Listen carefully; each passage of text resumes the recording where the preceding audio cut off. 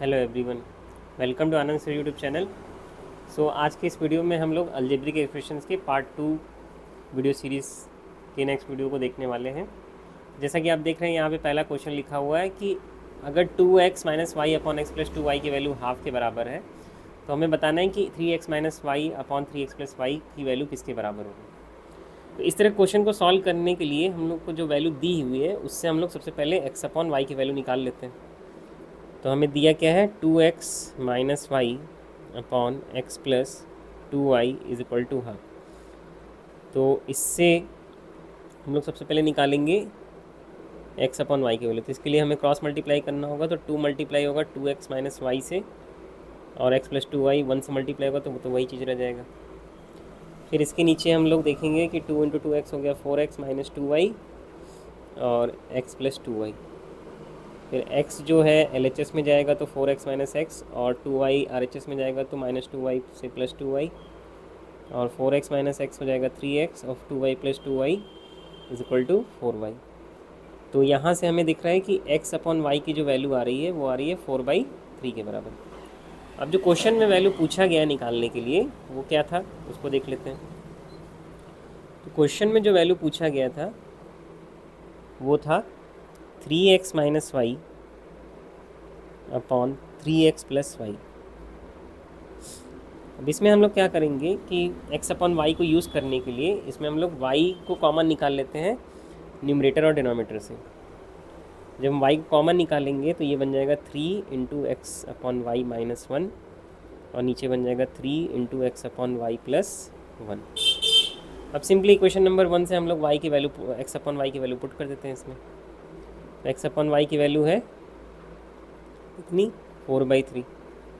3 into 4/3 minus 1 और 3 into 4/3 plus 1। तो 3 और 3 कट जाएगा तो ऊपर बचेगा 4 माइनस 1 और नीचे बचेगा 4 प्लस 1। तो 4 माइनस 1 कितना होता है 3 और 4 प्लस 1 कितना होता है 5। तो आंसर क्या हो जाएगा यहाँ पे हमारे पास 3/5। ओके, नेक्स्ट क्वेश्चन देखते हैं हम लोग यहाँ पे। नेक्स्ट क्वेश्चन क्या है हमारे पास।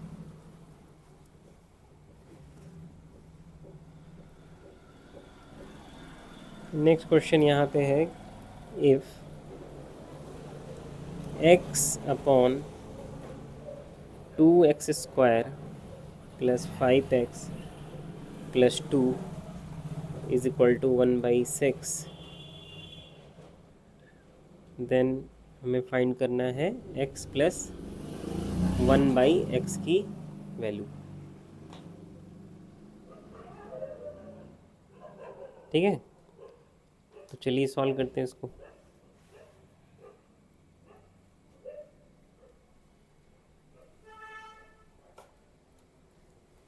तो यहाँ पे हम सबसे पहले क्या करेंगे, जो टर्म्स दिए हैं उसको क्रॉस मल्टीप्लाई कर लेते हैं। तो टर्म्स क्या दिए हुए हैं, टर्म्स है न्यूमरेटर में x और डिनोमिनेटर में है 2x square plus 5x plus 2 is equal to 1/6। तो क्रॉस मल्टीप्लाई करेंगे तो हमें मिलेगा 2x square plus 5x plus 2। ये तो 1 से मल्टीप्लाई होगा तो एज इट इज़ रह जाएगा और 6x से मल्टीप्लाई होगा तो 6x हो जाएगा।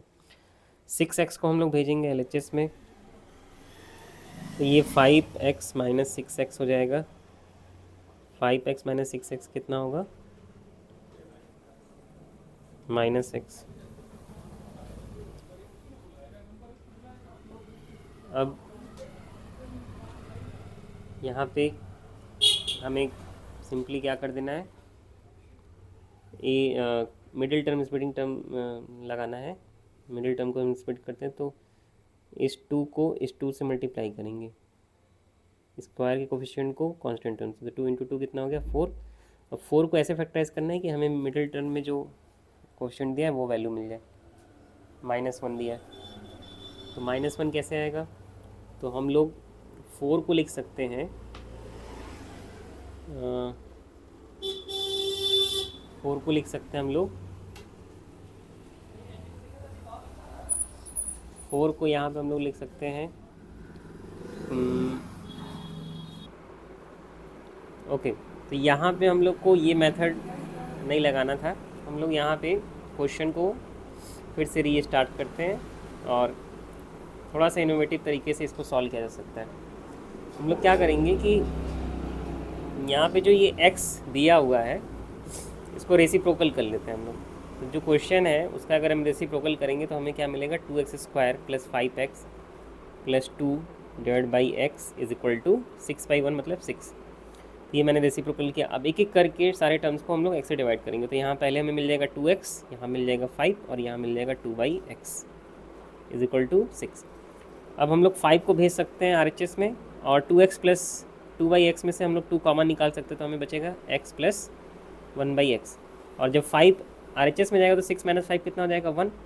तो यहाँ पे हमें सिंपली दिख रहा है कि जो बचेगा टर्म वो बचेगा x + 1/x और इसकी वैल्यू जो बनेगी वो बनेगी 1/2। तो ये हमारा आंसर हो जाएगा। ओके, ठीक है। तो जो हमें वैल्यू निकालनी थी वो सिंपली ऐसे निकाला जा सकता है। तो कभी कभी हम लोग जो है कुछ ऐसे टर्म्स होते हैं क्वेश्चन में जिनको सॉल्व करने के लिए हमें थोड़ा सा डिफरेंट अप्रोच लगाना पड़ता है, ठीक है। चलिए अब नेक्स्ट क्वेश्चन की तरफ बढ़ते हैं। तो नेक्स्ट क्वेश्चन वर्ड प्रॉब्लम है जिसको मैं ओरली डिक्टेट कर देता हूँ यहाँ पे। तो क्वेश्चन में कहा जा रहा है कि 50,000 जो है हमें डिस्ट्रीब्यूट करना है 200 लोगों में, ठीक है। 50,000 हमारे पास टोटल अमाउंट है, 50,000 इज़ द टोटल रुपीज़, और इसे हमें बांटना है कितने लोगों में, 200 लोगों में। 200 लोगों में हमें इसे डिस्ट्रीब्यूट करना है, ठीक है। डिस्ट्रीब्यूट कर दिया हम लोगों ने। कंडीशन ये है कि 50,000 के जब रुपए को हम 200 लोगों में बांटेंगे तो हम केवल 500 या 100 के नोट में बांट सकते हैं। हम लोग किस में बांट सकते हैं, 500 या 100 रुपीज़ के नोट में बांट सकते हैं। इसके अलावा कोई दूसरा नोट हम लोग इस्तेमाल नहीं करेंगे। तो अब हमसे ये पूछा जा रहा है कि कितने नंबर ऑफ प्राइजेज़ होंगे 100 रुपये के नोट के, ठीक है। तो आपको ध्यान ये रखना है कि 500 के नोट और 100 के नोट को इस्तेमाल करके 50,000 रुपये बनाया गया होगा और इसको 200 लोगों में बांटना है। कैसे बांटना है ये नहीं लिखा है क्वेश्चन में, लेकिन बस ये लिखा है कि 200 लोगों में बांटना है 50,000 रुपये में। और बांटने का मतलब ये है कि कोई भी नोट बचना नहीं चाहिए फिर 200 लोगों में बांटने के बाद, ठीक है।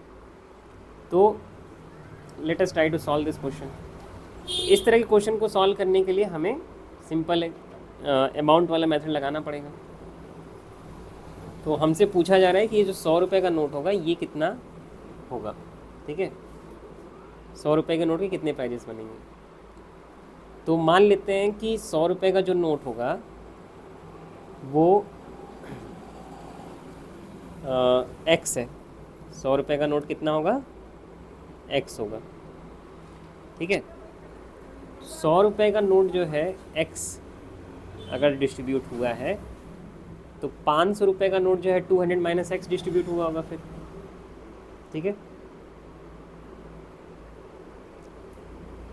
तो क्योंकि क्वेश्चन में ये लिखा है कि जो प्राइस है वो या तो 500 रुपये का नोट है या तो 100 रुपये का नोट है। तो इसका मतलब ये है कि किसी आदमी को अगर 100 रुपये का नोट मिला है तो उसको 500 रुपये का नोट नहीं मिला होगा, या अगर किसी को 500 रुपये का नोट प्राइस में मिला है तो उसको 100 रुपये का नोट नहीं मिला होगा। तो अगर 100 रुपये का नोट x लोगों को मिला है तो x नंबर ऑफ प्राइस हो जाएगा।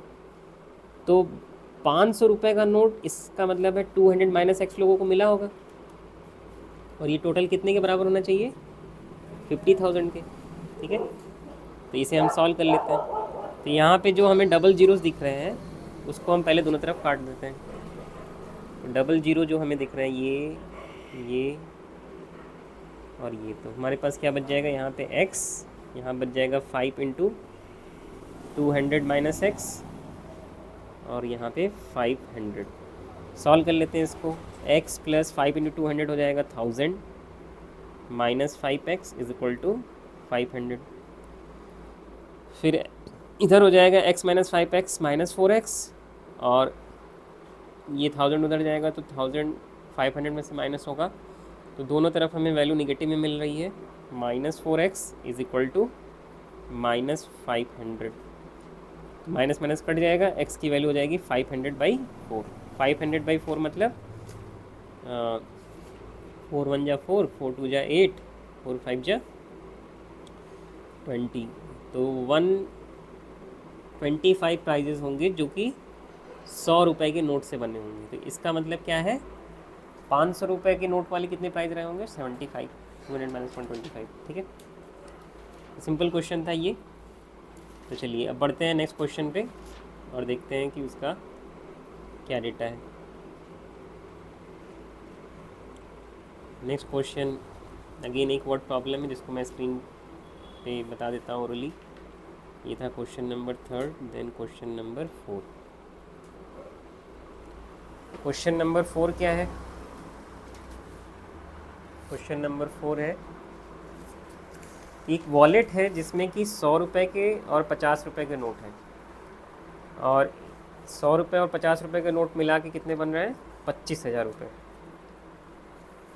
और क्वेश्चन में ये दे रखा है कि मतलब यहाँ पे सबसे पहले डेटा तो यही है कि 25,000 रुपये आपको बनाने हैं। ठीक है, किससे, 100 रुपीज़ एंड 50 रुपीज़ के नोट से। ठीक है, और ये दे रखा है कि 100 रुपये का जो नोट है वो 50 रुपये के नोट की जो संख्या है उससे एक ज़्यादा है। तो अगर हम ये मान लें कि 50 रुपये के नोट की संख्या x है, तो ऑब्वियस सी बात है कि अगर 100 रुपये के नोट की संख्या एक ज़्यादा है तो वो x+1 होगा। तो हमसे यही पूछा गया कि 50 रुपये का जो नोट होगा उसका नंबर कितना होगा। ठीक है, तो चलिए सॉल्व करते हैं इसको।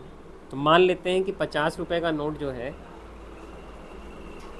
50 रुपये का जो नोट है उसका जो टोटल काउंट है वो है x। तो 100 रुपये का नोट अगर एक ज़्यादा है इससे तो उसका काउंट कितना होगा, उसका काउंट होगा x+1। अब जब हम number of notes multiplied by its value को मल्टीप्लाई करेंगे तो हमें टोटल अमाउंट मिल जाएगा। ठीक है, तो टोटल अमाउंट निकाल लेते हैं, x इंटू 50 या 50x प्लस 100 इंटू x+1 जो है हमें 25,000 रुपीज़ के बराबर मिलेगा। अब इसको सॉल्व करेंगे तो हमें x की वैल्यू मिल जाएगी। तो अगेन यहाँ पे हम यहाँ पे जीरो को काट सकते हैं, 1 0 2 0, और बाकी जो टर्म बच रहा है वो 5 का फैक्टर है तो उसको भी काट सकते हैं। तो 5 जो है 10 को काटेगा 2 बार में, तो यहाँ 2 इंटू x+1 बचेगा, और 2500 जो है 500 बार में कट जाएगा। अब इसको सिंप्लीफाई कर सकते हैं हम लोग, तो 2 ये हो जाएगा 2 into X 2x plus 2 is equal to 500। ठीक है,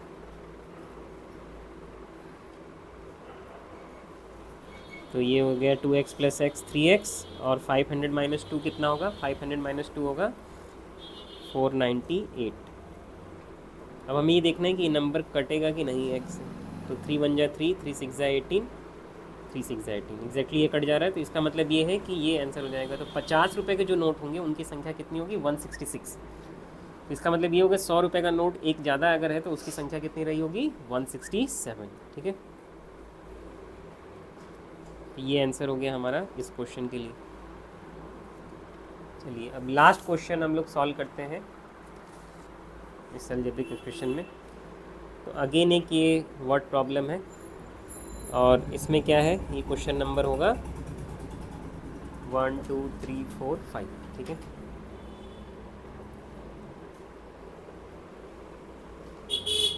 एक सेकेंड, क्वेश्चन नंबर 5। यहाँ बोला जा रहा है कि एक 2 डिजिट का नंबर है जिनके दोनों डिजिट्स को जोड़ने पे हमें 11 मिल रहा है। ठीक है, और जब डिजिट को हम चेंज कर रहे हैं उनके प्लेस से, तो नया जो डिजिट क्रिएट हो रहा है वो पुराने वाले नंबर से 27 कम है। तो बताना है कि ओरिजिनल नंबर क्या रहा होगा। ठीक है, तो यहाँ पे क्या क्या दे रखा है क्वेश्चन में, क्वेश्चन में दे रखा है sum of digits is equal to how much, sum of digit is equal to 11। तो जैसे नंबर हो सकता है इसके लिए क्या 92 हो सकता है, 29 हो सकता है, 56 हो सकता है, ये 65 ऐसे हो सकता है। और फिर दूसरा बोला गया है कि जब हम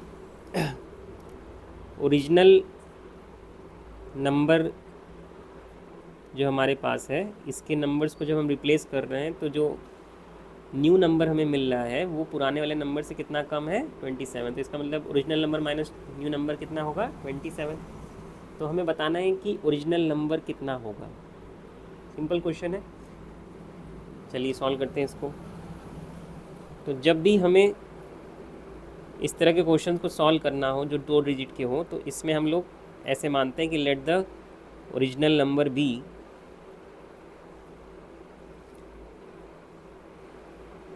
एक्स वाई। ठीक है, तो एक्स वाई नहीं मानेंगे हम लोग, क्या मानेंगे इसको एक्स वाई तो कहने के लिए मान रहे हैं क्योंकि इसको रिप्लेस करेंगे तो वाई एक्स बनेगा। तो एक्स वाई नहीं मान के हम लोग क्या मानेंगे इसको 10x प्लस वाई। जैसे फॉर एग्जांपल हमें अगर 32 को मानना होगा तो हम इसको 32 या 23 नहीं मानेंगे, हम इसको मानेंगे 3 × 10 + 2। ठीक है, और इसका रेसिप्रोकल अपोजिट करेंगे तो 23 आएगा, तो उसको क्या मानेंगे 2 × 10 + 3। तो अगर हमें एक्स वाई मानना था तो हम इसको मानेंगे 10x प्लस वाई इस कॉन्सेप्ट पे, और जब रिप्लेस कर देंगे एक्सचेंज कर देंगे डिजिट्स की पोजीशन को तो ये हो जाएगा 10y प्लस एक्स। तो यहाँ पे क्वेश्चन के according original number 10x plus Y होगा, और जब उसके डिजिट्स को चेंज करेंगे पोजीशन वाइज तो वो हो जाएगा 10y प्लस एक्स। तो क्वेश्चन के अकॉर्डिंग x प्लस वाई की वैल्यू दे रखी है क्वेश्चन में कितनी 11, और क्वेश्चन के अकॉर्डिंग ये कहा जा रहा है कि जब हमने चेंज किया डिजिट्स को तो वो 10y प्लस एक्स बना, और वो नया नंबर जो फॉर्म हुआ है वो पुराने नंबर से 27 कम है। तो इसका मतलब पुराना नंबर जो है बड़ा रहा होगा। तो पुराने नंबर में से जब हम नए नंबर को घटाएंगे तो हमें कितना मिलेगा 27। तो पुराना नंबर 10x प्लस वाई था, नया नंबर एक्सचेंज करने पे मिला 10y प्लस एक्स। इन दोनों को मैंने सब्ट्रैक्ट किया तो वैल्यू क्या मिली हमें 27। अब इसे सॉल्व कर लेते हैं, ब्रैकेट खोलते हैं, 10x plus Y minus 10y minus x is equal to 27। Now 10x minus x is equal to 9x. y minus 10y is 9y is equal to 27. This gives us x minus y is equal to 27. अब यहाँ पे हम पहले वाले data को मान लेते हैं x प्लस वाई को इक्वेशन नंबर 1, और दूसरे वाले डेटा को x minus Y equal to 27। तो अब ये क्वेश्चन रिड्यूस हो गया लीनियर इक्वेशन इन 2 वेरिएबल्स में। तो दोनों इक्वेशन को हम जोड़ देते हैं सिंपली, तो एलिमिनेशन मेथड से हम इसको सिंपली सॉल्व कर सकते हैं। तो दोनों इक्वेशन को जब हम जोड़ेंगे तो y वाला टर्म कट जाएगा, तो y वाला टर्म कटा, x प्लस एक्स कितना हो गया 2x, और 11 प्लस 27 कितना होगा 38। तो x की वैल्यू कितनी आ गई 19। अब यहाँ प्रॉब्लम ये है कि x की वैल्यू 19 नहीं आ सकती क्योंकि x की वैल्यू एक सिंगल डिजिट होनी चाहिए। ठीक है, तो अब हमें ये देखना पड़ेगा कि हमने मिस्टेक, अच्छा सॉरी, जब हम लोग यहाँ 9 लेके कॉमन लेके इसको डिवाइड करेंगे तो इधर हमें क्या मिलेगा 3। ठीक है, तो ये 3 यहाँ पे रखना पड़ेगा और फिर इसको भी चेंज करना पड़ेगा। तो ये हो जाएगा 3 और फिर ये कटेगा तो 11 प्लस 3 14, तो x आ जाएगा 7। तो x अगर 7 आ रहा है और x प्लस वाई जो है 11 बन रहा है तो इसका मतलब ऑब्वियस सी बात है y क्या रहा होगा 4। तो जो ओरिजिनल नंबर रहा होगा वो क्या रहा होगा एक्स वाई के अकॉर्डिंग ये बन रहा है 74। अब हम आंसर भी चेक कर सकते हैं यहाँ पे। तो जब हम 74 को उसके पोजीशन में चेंज करेंगे डिजिट्स को तो 47 बचेगा। 74 minus 47 is how much, 14 minus 7 is 7 and 6 minus 4 is 2। ये क्वेश्चन के अकॉर्डिंग ये चेक भी हो रहा है।